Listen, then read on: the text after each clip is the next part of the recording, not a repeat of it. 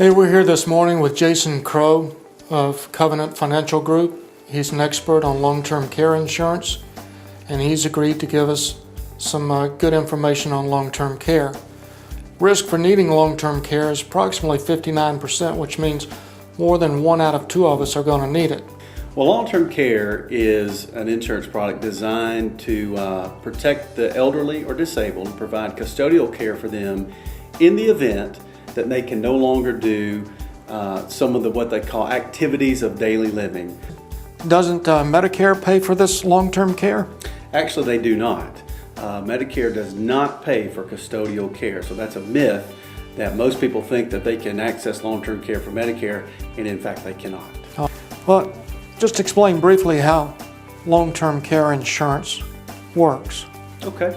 Well, there are 3 factors that determine a long-term care policy.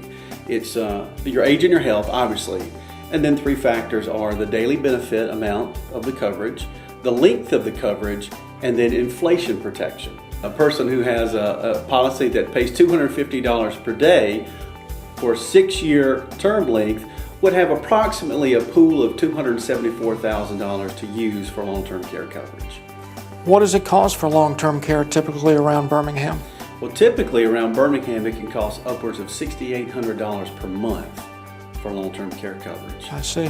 So that's today's value. Right. So I guess if we're not going to need it for 10 or 15 or 20 years, the inflation protection becomes pretty important, huh? It is. It is really the most crucial piece to the long-term care puzzle.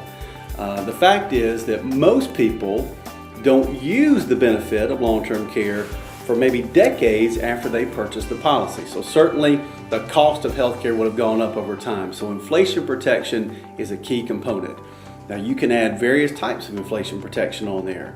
A 5% compounded would be great. It could turn a $274,000 benefit into upwards of $700,000. Wow. But that can be expensive. So you can choose what you want to do, a 3% simple inflation protection or anything in between. The point is that you want to look at having something like that on your policy.